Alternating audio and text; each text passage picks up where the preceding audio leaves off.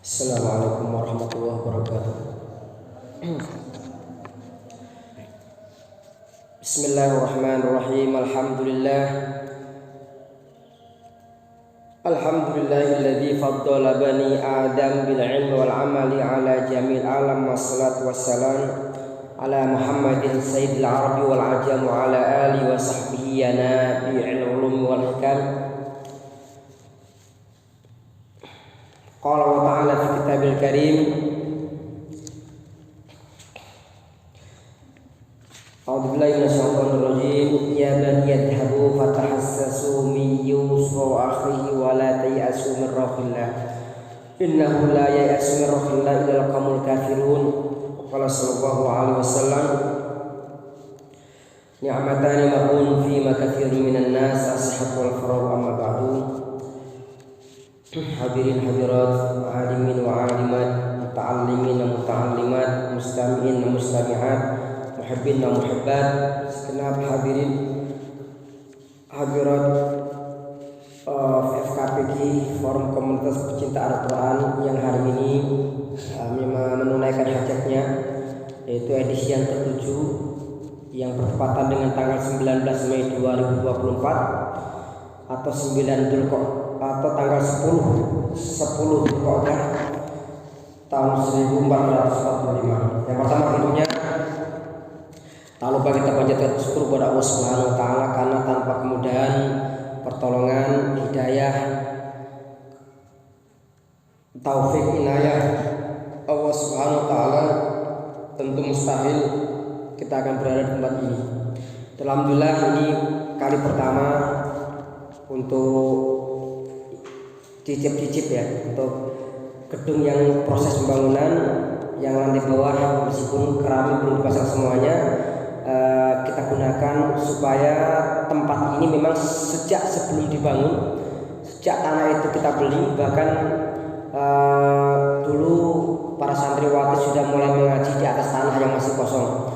Semoga dari tanah yang kosong sampai bangunan yang proses mau jadi, sampai nanti sudah jadi, nanti bisa kita makmurkan terus untuk kegiatan-kegiatan di Manarul Islam ini. Wabil khusus semoga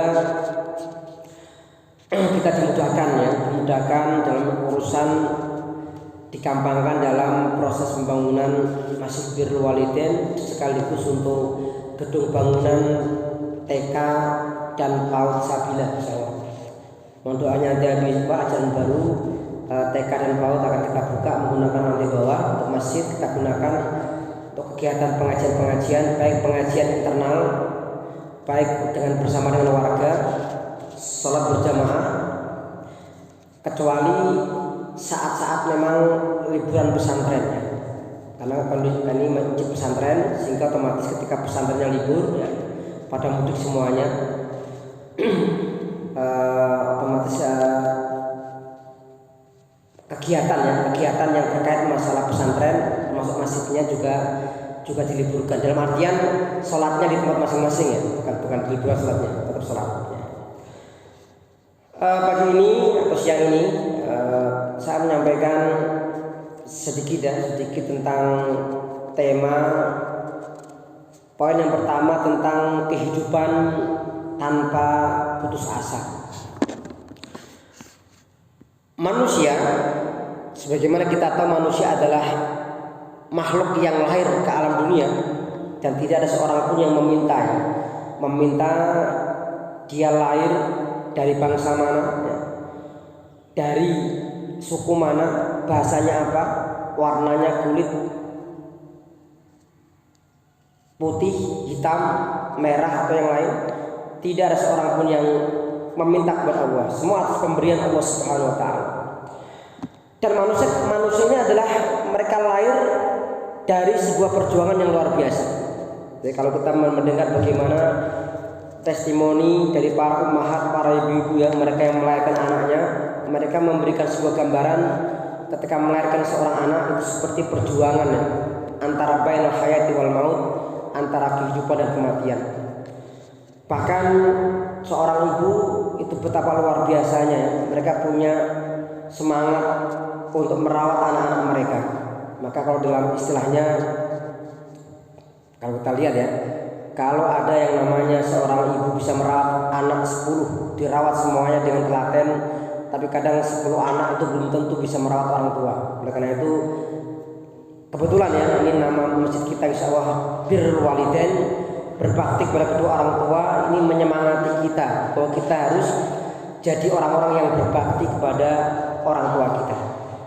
Kalau orang tua kita masih ada, ya kita berbuat baik kepada mereka. Kalau mereka sudah meninggal, berarti kita mendoakan yang terbaik untuk mereka semuanya. Hadirin dengan Allah Subhanahu wa taala. Mengapa hidup itu tidak boleh berputus asa? Yang pertama, hidup tidak boleh berputus asa. Pertama adalah putus asa adalah salah satu di antara sifat dari iblis. Iblis itu kan dalam istilahnya ablasa. Ablasa itu maknanya putus asa. Kenapa putus asa? Karena iblis ini ketika diturunkan dari surga, ia sudah putus asa, dia tidak mungkin kembali ke surga lagi. Itu iblis. Oleh karena itu, kalau di antara kita kok punya sifat putus asa, ya hati-hati. Ini ada yang namanya gelagat sifat iblis, perlu kita hilangkan. Yang kedua, hidup tanpa putus asa, karena putus asa adalah bukan sifat seorang beriman. Orang beriman itu selalu punya sifat semangat. Tapi kalau orang-orang kafir, Quran mengatakan innahu la yai'as min rahillah illal qaumul kafirun. Tidaklah putus asa dari rahmat Allah kecuali orang-orang kafir. Jadi kalau kita ini beriman kepada Allah, kita beriman kepada Allah Subhanahu wa taala, maka kita selalu semangat, optimis, ya, tidak pernah putus asa. Yang ketiga, kenapa hidup tidak boleh putus asa?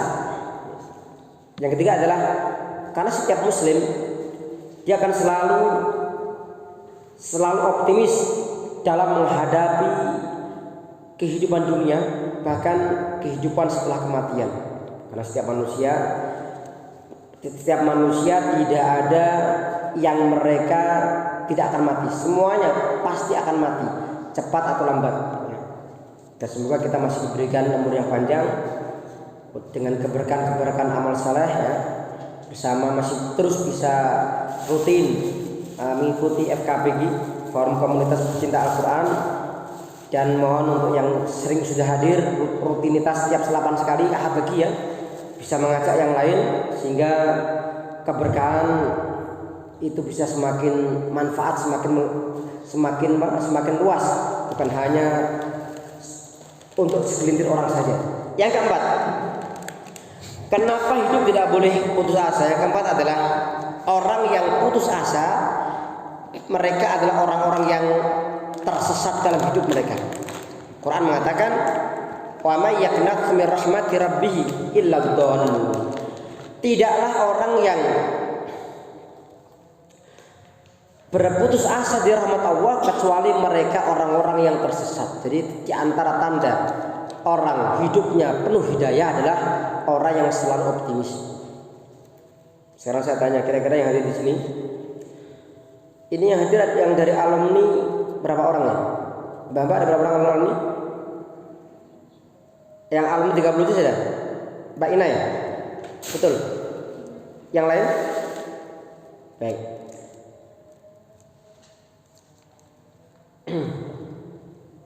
Yang hadir di sini, ini khususnya yang masih di asrama, ya. Baik. Yang putra ini ada Mas Isan, ada Kak Lutfi, ya, ada Mbak Asna, Mas Zaki. Kira-kira masih optimis nggak bisa menghafal 30 juz? Optimis? Mas semangat ya. Mas Lutfi siap ya? Saya sering mengatakan setiap orang insya Allah bisa hatam 30 juz. Cuma nanti tergantung bagaimana semangatnya. Kalau kita ini misalkan Pak, dengan sehari ngaji 1 juz belum bisa, Quran belum lancar, tambah tambah, maaf, sehari 1 jam belum lancar tambah lagi 2 jam.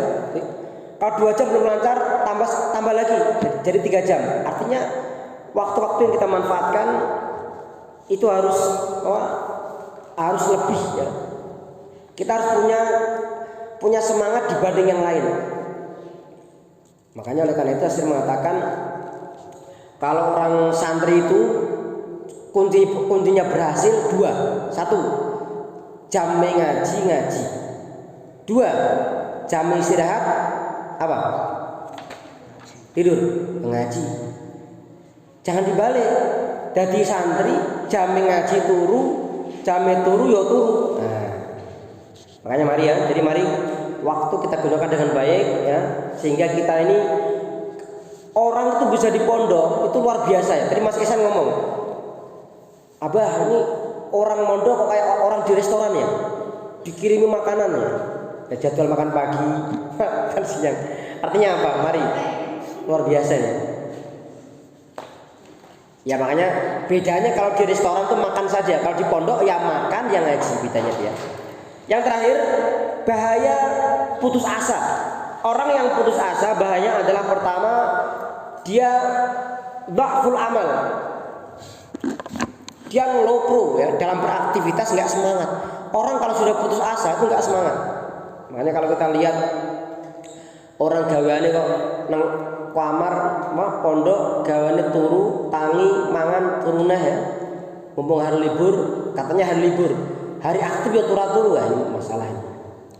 Yang kedua, al jaza wal gham dawam hayatin.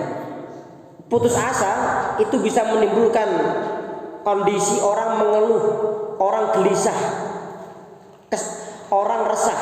Kenapa? Karena dia selalu merasa segala cita-citanya tidak berhasil. Pengen kaya, pengen pinter, ya, pengen berhasil. Nah, ini kadang mengalami hambatan. Yang ketiga, dha'ful iman. Orang yang putus asa dia mengalami yang namanya lemah iman. Kalau orang sudah putus asa, Quran mengatakan innahu la ya'asu min rahmatil qaumil kafirun, hanya orang kafir yang putus asa dari rahmat Allah. Itu artinya apa? Kalau orang itu sampai dia putus asa, berarti saat itu imannya sedang bermasalah. Jadi sedang mengalami degradasi iman, atau orang mengatakan futur atau kurang semangat. Yang terakhir, yang keempat, orang yang putus asa bahayanya adalah ia menjadi temannya iblis. Ya, kenapa kok temannya iblis? Karena iblis ini putus asa, dia akan mengajak.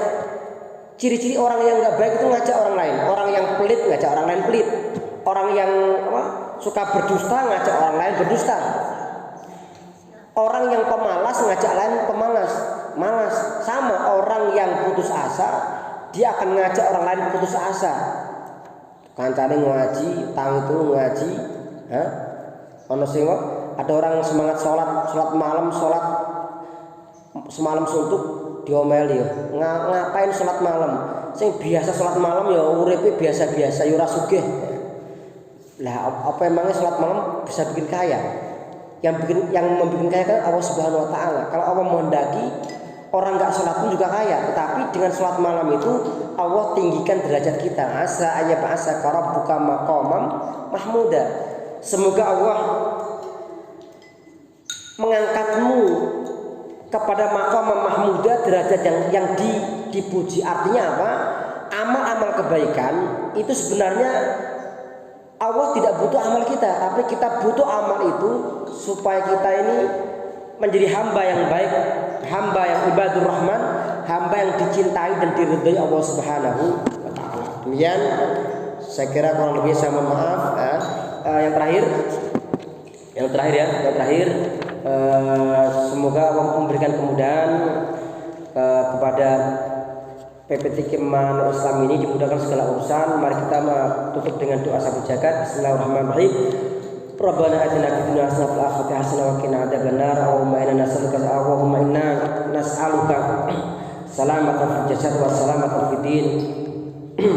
Rabbana hab lana min azwajina azwijna dzurriyyatina qurrata a'yun waj'alna lil muttaqina imama wa innaka ta'lamu anna hadhil quluba qad istama'at ala mahabbati wa taqat ala ta'atik wa tawahhada ala ta'awatik wa ta'ahada ala nusrati syariatik wa tikillahu ma rabbika tawati mudawati asbulaha amla bidurika allati la yahbu wa sudura bi faidil imani bik wa jami' tawakkul alaik wa ma'rifati wa ta'ala syahadati bisaminna kana amal maula wa alima nasi'a wa hum yassir lana umuruna aw hum yassir li mahatmana islam umurha Allahumma yassir bina masjidil walidain Allahumma yassir mabna al-madrasah diniyah wa mabna bustan atfal sabila